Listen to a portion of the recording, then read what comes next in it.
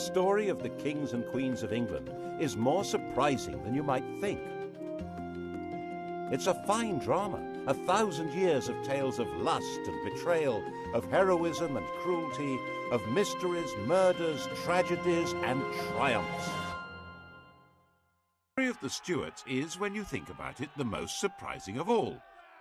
It's the story of a country deciding that it should abolish the monarchy and become a republic, and then, without any outside force or pressure, overthrowing the republic and making itself a monarchy again. That never happened anywhere else. Why did it happen here? James became King of Scotland when his mother Mary fled to England in 1567. He was 1 year old when he was crowned James VI. He grew up learning how to steer a path between religious fanatics and the violent Scottish nobility, and at the same time acquired a serious scholarly education. He was very proud of that. He pleaded for his mother's life, but accepted the fact of her execution by the English Queen Elizabeth. Business was business, and he had no memory of Mary. He'd been taught that she was a scarlet woman, and she had, after all, murdered his father and taken a lover. He was the recognized heir to the English crown, and he wasn't going to put that in danger. And so in 1603, when Elizabeth the Virgin Queen eventually died, the oldest monarch England had ever had, he came from Edinburgh to London for his coronation.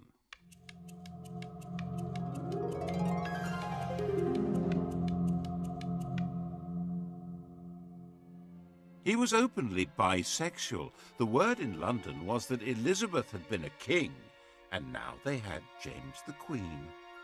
In Latin, of course. By the accident of heredity, England and Scotland were now united in a single kingdom, Britain. Everyone had high hopes of James, especially the Roman Catholics, who thought that his distaste for bossy Scottish Presbyterians would encourage him to lift Elizabeth's restraints on their worship. They were wrong about that. So a group of well-connected Roman Catholic terrorists planned to blow up the entire political structure at the opening of Parliament in 1605. They brought over an explosives expert from the Low Countries. He organised placing 2.5 tons of gunpowder in a cellar under the Palace of Westminster. It's a sign of how secure England became that for the last 200 years, November the 5th, the anniversary of Guy Fawkes' capture, has been simply an excuse for a fun night of pretty explosions.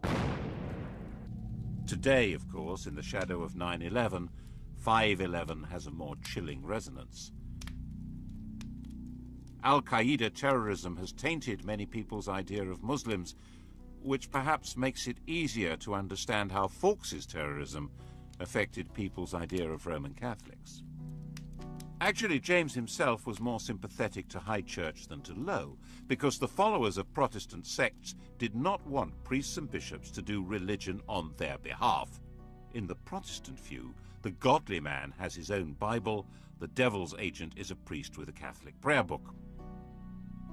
James felt that people who didn't have respect for hierarchy in church would be equally disrespectful of authority in general.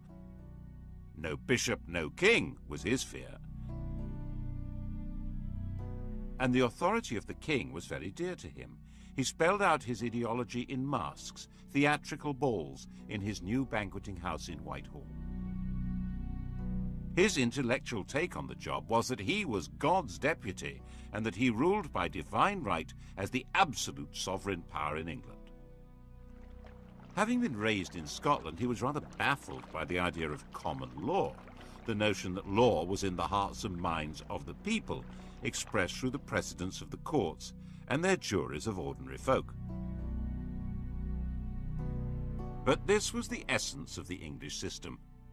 It had been essential for the Normans to operate that way, as foreign rulers in a land they didn't know, and it had become embedded in the fabric of English life. Henry VIII and Elizabeth had the position of tyrants, but their tyranny required popular consent. They had to be popular in order to rule. James wasn't good at being popular. He was head of a court, a place of factions and favourites, and was grand in a very private way. One example of his sense of power and duty was in his treatment of tobacco. It had been introduced from America by Walter Raleigh, and Elizabeth had felt rather alarmed by it. It made her feel ill. She bet Raleigh that he couldn't weigh the smoke that came out of a pipe.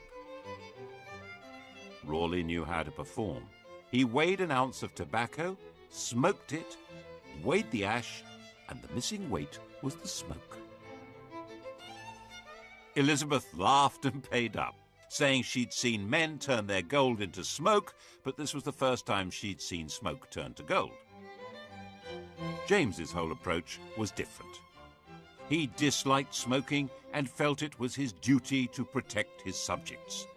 But he was a rational man, a teacher, so he wrote a pamphlet, Counterblast to Tobacco, explaining that it was loathsome to the eye, hateful to the nose, harmful to the brain, dangerous to the lungs, and in the black, stinking fume thereof, nearest resembling the horrible Stygian smoke of the pit that is bottomless. He wanted to persuade people by the force of his argument, so he published it anonymously. Of course, no one took any notice. So, as the wise and kindly father of his people, he banned the growing of tobacco in England and increased the customs duty on tobacco by 4,100%.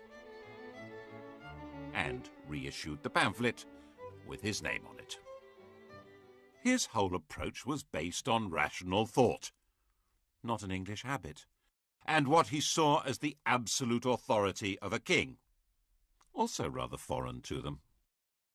And his authority was not backed by any army, and his income was too small to run both the court and the government. The regular royal income came from rents on lands, feudal dues, and customs duties. But the flood of gold and silver coming to Europe from the New World had created inflation, reducing the real value of that income. Medieval government was designed for rather static farming economies and vast estates. Towns, run by common folk with special liberties granted in charters, had been useful little add-ons. But now international and intercontinental trade had blossomed. The nobles had declined, the towns had become major financial centres. Inflation, the growth of Protestantism, a lack of respect for traditional authority, the emergence of assertive members of Parliament, none of this was restricted to England. But in England it had a slightly different flavour. Everywhere else the ruler made the law, he was the law, but not in England. Kingship existed under the law. James simply didn't understand this. He was certain that the job of king meant being above the law. And being James, he not only understood this was the problem, but said so as a matter of principle. And when the Lord Chief Justice disagreed, the Lord Chief Justice got the sack. James was, people said, the wisest fool in Christendom. He needed to raise taxes, but taxation was always regarded as a special event. Taxes might be levied if there was an emergency need for cash, but the law said that this could not be done without the agreement of Parliament, which gave the Commons the chance to present demands to him. They expected what was called redress of grievances before granting him supplies, and these were exactly the kind of people who tended to be Puritans, low church, with no real sense of proper deference to people better born than themselves. So he avoided that as much as possible. His way of life didn't help either. His diversions were hunting, an obsession, and pretty young men, another obsession. Right at the start of his reign, he took up with a pretty young Scot who'd been his page. Robert Carr was given the estate of the executed Walter Raleigh and quickly became a viscount and a privy councillor. When Carr decided to wed the married 17-year-old Countess of Essex, who hated her husband, James helped to sort out the divorce. The Countess's family, the Howards, detested Carr, but realised this was the best way to get into favour at court. Carr's close friend, Sir Thomas Overbury, tried to warn him off that filthy, base woman, which annoyed the Countess. So the sweet young couple poisoned Sir Thomas, which opened the door eventually to the Howard's enemies, who exposed the murder plot to James, while providing him with another very beautiful young man, George Villiers, to take Carr's place. Carr and his wife were sentenced to death, and Villiers, whose legs were wonderful, became the Duke of Buckingham, and the murderous couple were pardoned. James wasn't exactly a Puritan's role model. By the time King James died, aged 58, in 1625, the King and the Puritans were set on course for a direct collision, and his son Charles wasn't going to change direction. The new king was 25 years old, gauche with a nervous stammer, but deeply conscious of his place as God's anointed ruler of Britain, the new father figure, and he played the part of absolute ruler as well as he possibly could.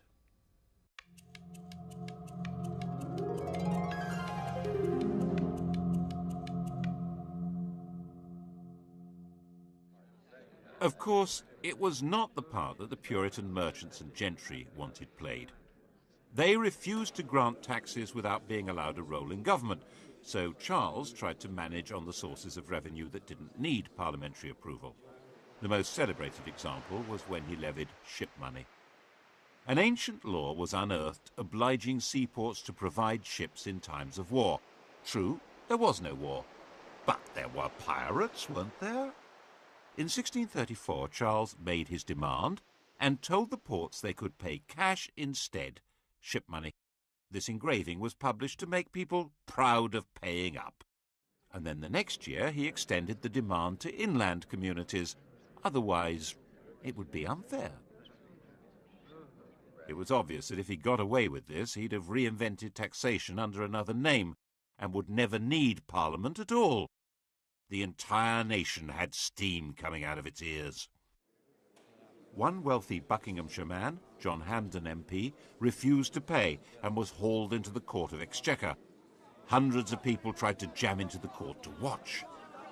Of the 12 judges, 7 found for the king and 5 for Hampden. Since the king had thought he controlled the judiciary, this was a moral victory for Hampden. Things were made worse by Charles's actions as head of the church. He regarded Puritanism as fundamentally seditious, which made many people think he was really a closet Roman Catholic. He wasn't, but he was determined to impose a uniform system of worship which was decidedly high church. And that simply added to the anger of a growing Puritan class. And in Scotland, it was met by direct rebellion. Without the money to hire reliable troops, and with popular hostility in London making life positively dangerous, Charles had to accept restrictions on his power which were to him intolerable. In 1641 he agreed Acts of Parliament which took many powers from him, including the right to dissolve Parliament and the right to raise customs duties without its consent. In January 1642, in a state of confused desperation, he tried to arrest 5 members of the Commons by actually turning up there with armed guards. He failed, and faced with violent anger in the streets, he fled from London. In November, the now inevitable civil war began. People were called upon to choose between their king's determination to break the pretensions of Parliament and Parliament's determination to limit the power of the king. Most people actually didn't think they wanted to get involved, but the war grew with a murderous logic of its own and gradually became more bitter and more inescapable. It's now reckoned that possibly 250,000 people died in battle, of starvation, of disease, as a result of the fighting, out of a population of about 5 million. That's a far higher death rate than in the First World War.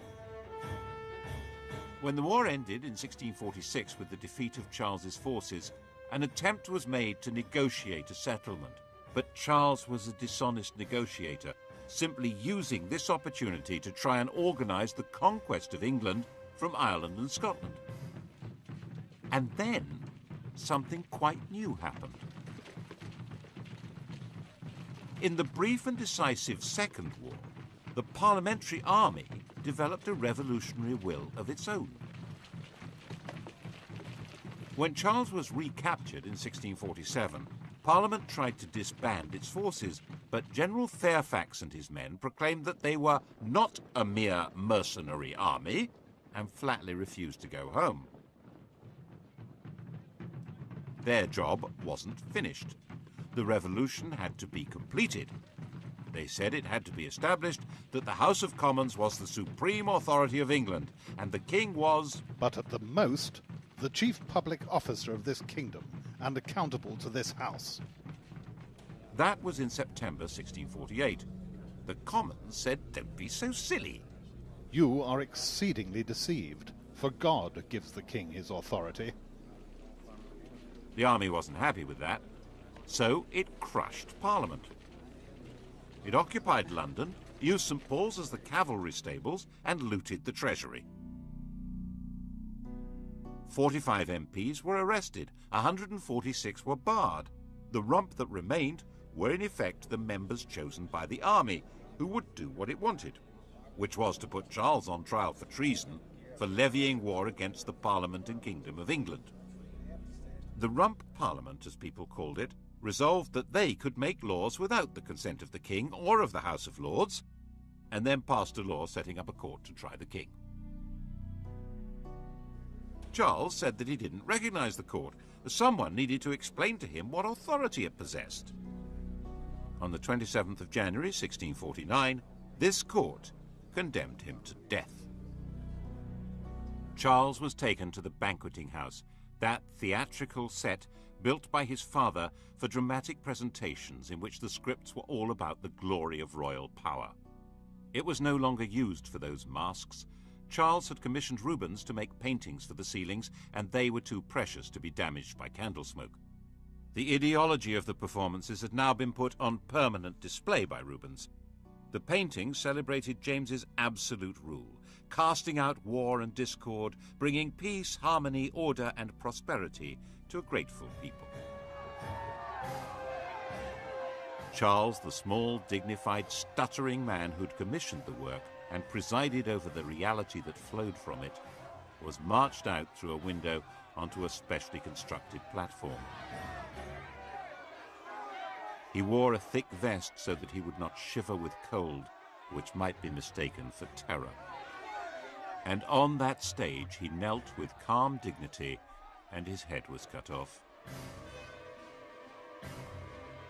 Britain no longer had a king.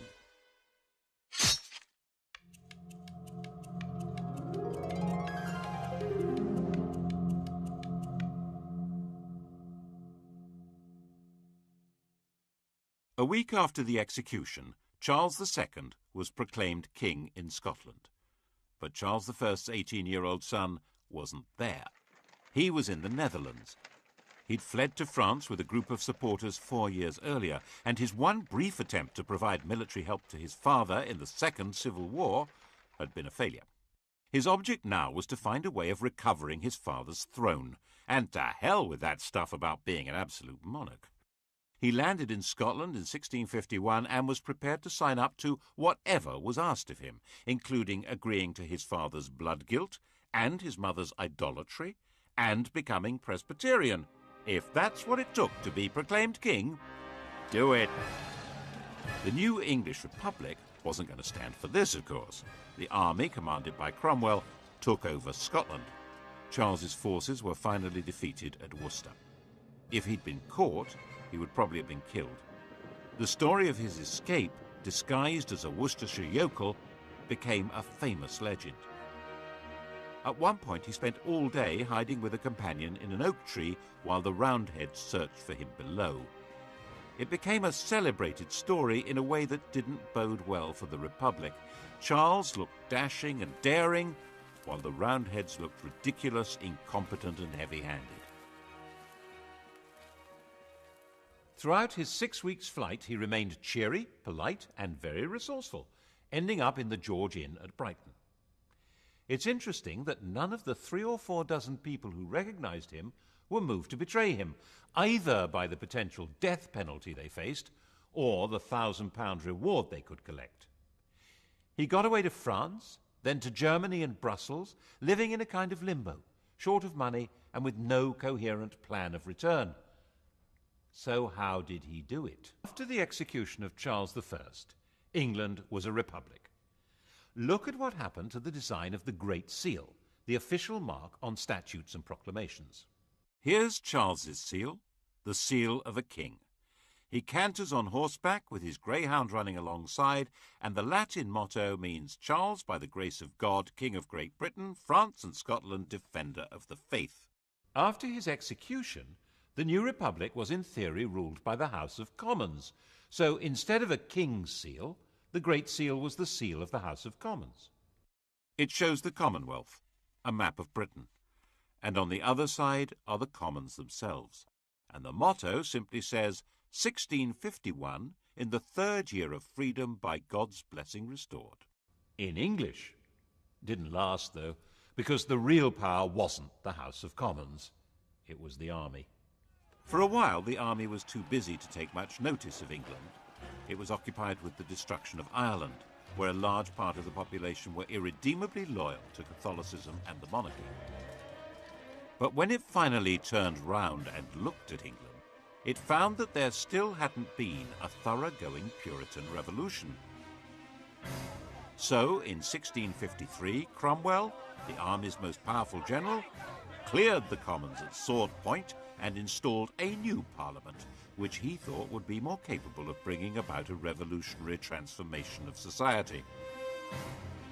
His own Chamber of Righteous Puritans, the so-called nominated parliament, turned out to be no more to his liking, and he dismissed that too, installing himself as the Lord Protector. And the Great Seal was now his own. It shows Oliver Cromwell on horseback, just like Charles, but stepping out very stately rather than cantering with a greyhound. And the motto says, By the grace of God, the Republic of England, Scotland and Ireland, and the Protector Oliver, in Latin. In what sense was this a republic? However unwillingly, and he kept protesting his unwillingness, Cromwell was driven by his own belief in the divine right of revolution to run the country as a militarized kingdom for Puritan saints. There were now 11 districts, each run not by the people, but by major generals. These military ayatollahs collected taxes, ran the courts, and controlled public morality. Theatres were closed along with brothels and gambling dens. Horse racing and cockfights were banned. Everyone had to go to church, stay sober and morally upright. Pagan festivities, like Christmas, were banned. Mince pies were forbidden. Oh, it must have been great. In 1656, a newly elected parliament made it clear they wanted to return to the old constitution. They reopened the House of Lords and offered Cromwell the title of king. He seriously considered it. And although he turned it down, perhaps because the army would have turned against him, 2 years later, on his deathbed, he nominated his eldest surviving son as his successor, like any other king. Very few people cheered Lord Protector Richard Cromwell. Who was he?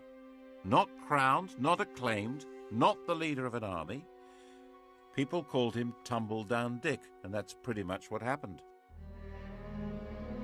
Early in 1660, one of his father's commanders, General Monk, seized London and summoned a special parliament to invite Charles II to return to the throne. If you're going to have a king, it might as well be one with the right credentials. Tumble-Down Dick became a private citizen. He changed his name and became a lodger in Cheshire. 30 years later, he wrote to his daughter that his safety was to be retired, quiet, and silent. He would have made a good constitutional monarch.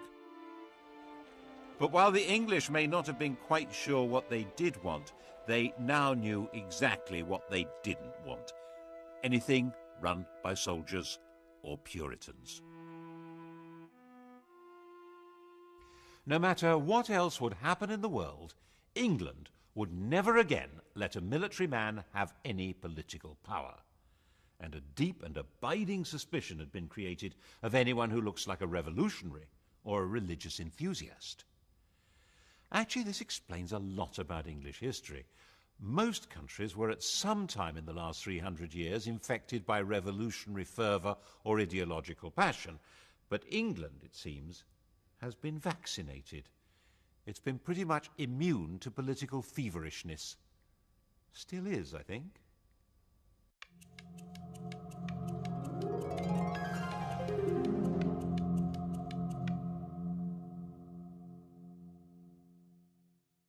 Charles was really a very popular king. His manner was light and easy, his court dissolute and cheerful, his sexual enthusiasms generous and very, very un-Puritan. As those great historians Sellers and Yeatman put it in 1066 and all that, not so much a king, more a monarch.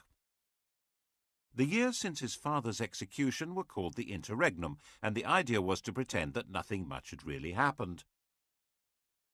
The parliamentary records for those years were torn up. An Act of Parliament gave the new king control of the armed forces, and Parliament agreed to give him an inadequate annual revenue. 10 of the people who'd been involved in the execution and trial of Charles I were themselves put on trial, and then hanged, drawn and quartered. Cromwell and 3 other military commanders of the parliamentary army were also put on trial. They didn't put up a very convincing defence, being dead. Their bodies were dug up and hung in chains at Tyburn. It was all good popular entertainment, and theatres reopened and maypoles were back in business. Merry England had been restored.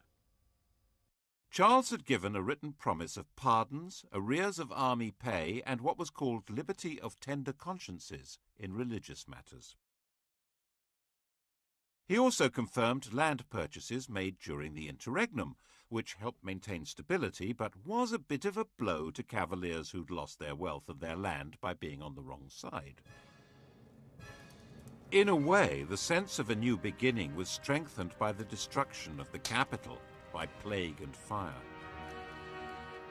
Plague was a swift and grotesque disease, which had erupted frequently before, but in 1665 it took a firm grip and killed about 20% of the city's population. London was largely turned into a ghost city as the survivors fled. The king, who'd moved to Hampton Court, gave £1,000 a week to London charity. And then London began to burn. The king returned to the city with his brother James, the Duke of York, to take personal charge of firefighting in the streets. Everyone knew that the mayor had been too timid to pull down houses that might have created fire breaks until he was directly ordered to do so by Charles. It certainly helped the royal image, though it didn't help London much. The old, rotting, diseased structure was purified by an inferno that simply burned the place away as thoroughly as if it had been blasted by a nuclear weapon, and a lot more cleanly. And the new city that arose was a classic image of the political settlement of the restored monarchy. The old medieval structures had gone, but Christopher Wren's plan for a brand new city of piazzas and arcades was rejected. That was the sort of Renaissance princely city that existed on the continent. They were the stages on which state ceremonies could be impressively performed by grand leaders, not needed here. Wren was allowed to build a new modern cathedral and a swathe of churches in which altar, pulpit and congregation are positioned to be equally important, not too Roman Catholic, not too Puritan. But the old street plan was retained. Everyone could rebuild their own place on their own plot, and the narrow streets and little alleys of medieval London that still existed in everyone's memories regrew from the ashes, Even now, neither German bombs nor modern developers have quite destroyed them. There mustn't be another fire. Laws would insist on flat fronts, no overhangs, more brick. But the old city that had no overall plan, not even a basic map, reappeared with modern improvements designed not for a new life, but for a better continuation of the old one. Exactly. There was a general desire to better continue things as they had once been, rather than invent something new, or imitate something foreign. There was one other marker in the rebuilt London that showed what kind of country this now was. This fine column. It marks the site where the fire had begun. It shows the destruction of the city. There's Charles surrounded by liberty, genius and science, giving directions for its restoration. And there was originally an inscription explaining that the fire had been deliberately begun by papists. In order to the carrying on their horrid plot for extirpating the Protestant religion and our English liberty, and the introducing popery and slavery. It was nonsense, but a French watchmaker was hanged for his part in the non-existent plot. Robert Hubert. He wasn't in London when it happened. There was a pathological fear of papists. Awkward. Charles had a pension from the King of France given when he'd promised to convert to Roman Catholicism. The trick to being a king in this situation was, Charles understood very well, not to say exactly what his job was. There was a parliament, and it was beginning to form parties, one pro-monarch, one anti. But Parliament didn't actually rule the country. That was done by the king's ministers, a kind of cabinet government, referred to as a cabal, which meant that Charles wasn't seen as entirely responsible for things going wrong, which they quite often did. The Earl of Rochester wrote a mock epitaph on Charles's bedchamber door. Here lies our sovereign lord the king, whose words no man relies on, who never said a foolish thing, nor ever did a wise one.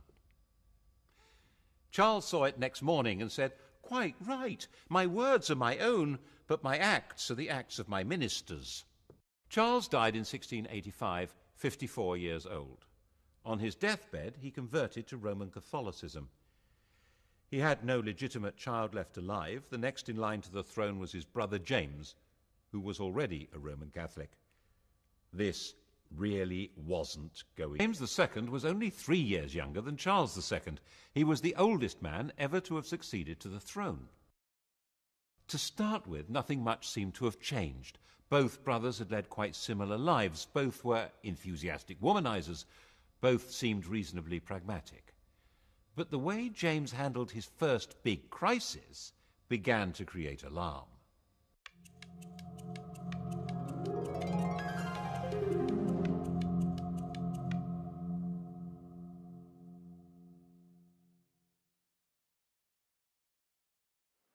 The restoration of the monarchy had obviously not been welcomed by everyone. In the southwest especially, Puritan religious feeling remained strong and suspicious, especially with a Roman Catholic king.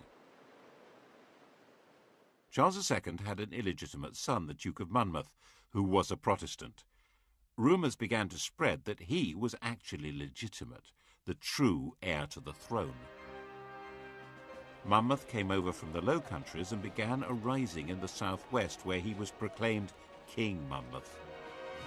The rebellion was crushed. James, determined to make an example of the rebels, ordered the arrest and punishment of everyone involved. At each centre, Dorchester, Taunton, Exeter, Bristol, Wells, people were rounded up for a special court known as the Bloody Assize, punishing not just rebels, but anyone who was accused of even helping the wounded.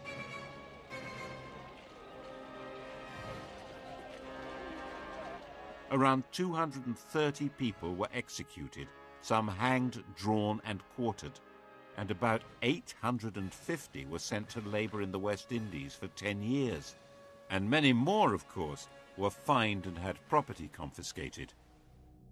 And James did not disband the army that had been formed to put down the rebels. England had a standing army again, just as it had under Cromwell. And he appointed Roman Catholic officers to run it. People began to murmur, and when the House of Lords expressed discontent, he dissolved Parliament. And as he continued to appoint Roman Catholics to public and church offices, public support began to ebb away from him. At his instigation, for instance, all the fellows of Magdalen College, Oxford, were dismissed, and the college was turned into a Catholic seminary. James had two daughters, who were both Protestants. The elder girl, Mary, was married to William of Orange, ruler of the Dutch, a Protestant head of state. The heir to the throne would reverse James's whole policy. But early in 1688, James's queen gave birth to a son who would be raised as a Catholic. This was, he thought, excellent news. It made him more secure. He was wrong. It sealed his fate. Well, that and the fact that he seemed to be preparing for a joint war with Catholic France against the Protestant Dutch. And now it became evident that the Civil War really had changed the place of the king in England. He ruled by permission of Parliament, and Parliament wasn't going to put up with this one. A group of leading members of Parliament sent a secret invitation to William of Orange to save the country from a Catholic takeover by bringing them military assistance. William brought over a fleet carrying a large professional army. James tried to block it with his own fleet, but the winds were against him, and William landed unopposed in November 1688 at Tor Bay. The West Country had its own score to settle with James. And James simply panicked. The army wasn't behind him. Parliament wasn't. London wasn't. He was going the same way as Tumbledown Dick. In the middle of the night, he scurried out of Whitehall Palace by a secret passage. He got down to Sheerness, throwing the Great Seal into the Thames on the way. Ha! That'll fox him! It didn't fox anyone. He was captured by local fishermen. Eventually, William gave him permission to go to France, and no one had the faintest idea what to do next. William hadn't come to depose James, but to give military backing to Parliament in their quarrel with him. James had quite obviously quit, abdicated, gone, taking his son with him. England, having failed to be a republic, had failed to be a monarchy. It was a bit of a puzzler. Perhaps William should declare himself king by right of conquest. He didn't think so. Parliament wanted Mary to take the crown, James's daughter, after all. But she insisted that her husband was boss, and he didn't intend to play the Duke of Edinburgh role, 2 paces behind the ruling lady. This short, stooping, asthmatic man with bad teeth was tough and shrewd. He was himself a grandson of Charles I and wouldn't make a humble consort. In the end, a deal was struck. They would both be sovereigns, Mr. and Mrs. King and Queen, by the invitation of Parliament.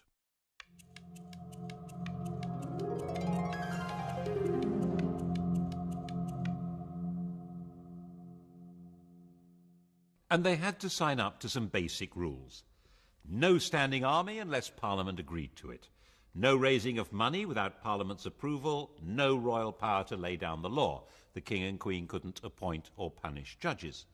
They couldn't make war without Parliament's consent, and Parliament would decide who could have the crown.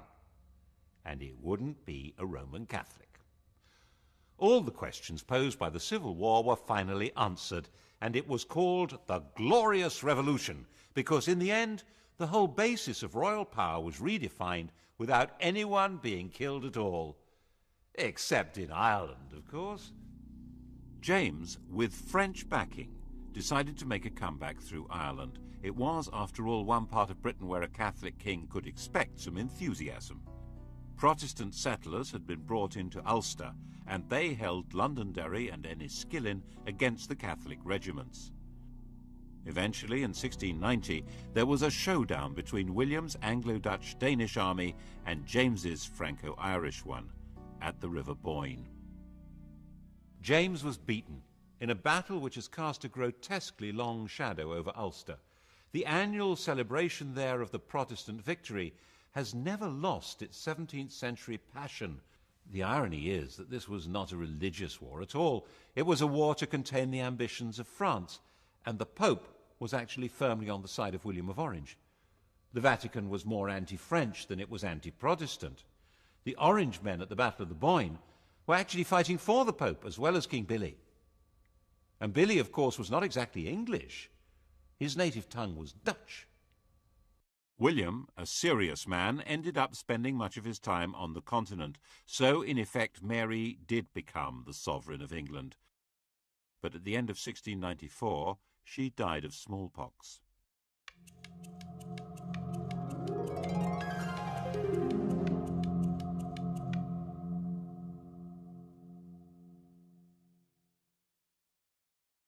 England was now in effect ruled by an oligarchy through Parliament. The king had a role, but by no means a commanding one.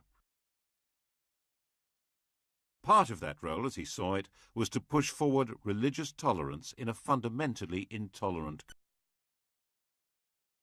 Tolerance does have its limits. At his death in 1702, the question of the succession had already been agreed and settled. The crown passed to Mary's sister Anne.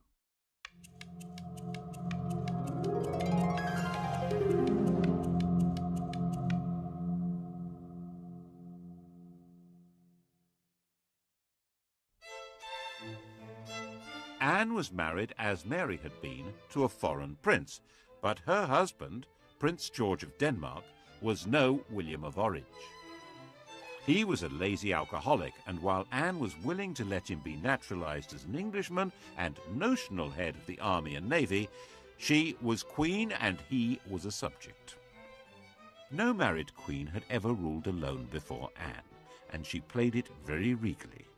She was very keen on the ceremonial and quasi-magical position of royalty, holding ceremonies where she touched people with scrofula, swollen neck glands from tuberculosis. It was called the king's evil, and the power to cure it was supposedly the magical sign of true royalty. She was the last monarch to try it.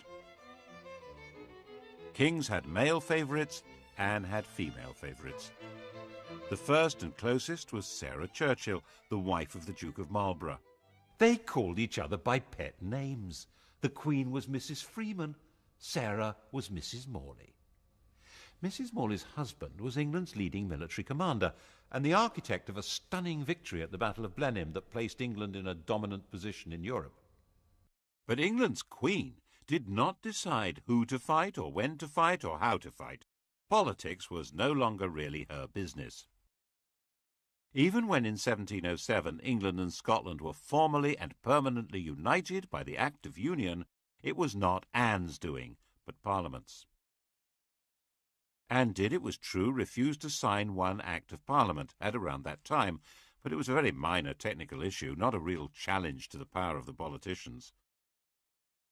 Her life was spent more playing cards, chatting, being ill, and having 19 pregnancies. These pregnancies were watched with fascination by an elderly lady in Hanover, Sophia, the Electress Duchess of Brunswick-Lüneburg. She was James I's granddaughter, and because there were so few Protestants of the blood royal left alive, she was, by Act of Parliament, next in line to the throne, if Anne died childless, and if she lived long enough. One by one, Anne's pregnancies came and went.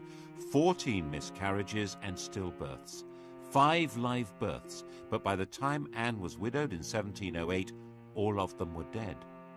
Sophia, aged 78, now just had to outlive the 43-year-old Anne to become Queen of England.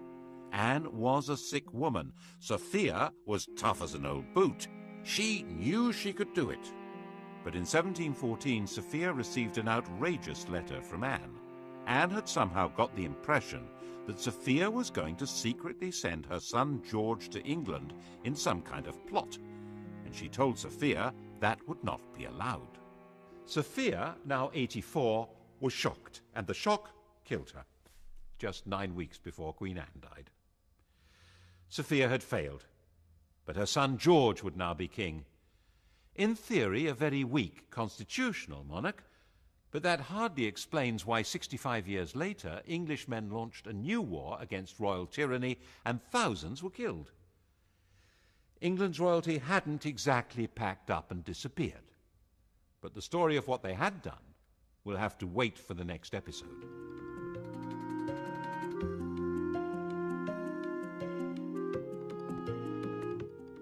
Lust and madness loom large in the colourful reigns of the Georgians tonight at 10 o'clock. And to do a quick historical quiz about the Stuarts, Sky Digital viewers press red. Hardware coming up on UKTV History, the Hawker Hurricane and the aircraft carrier, decisive weapons.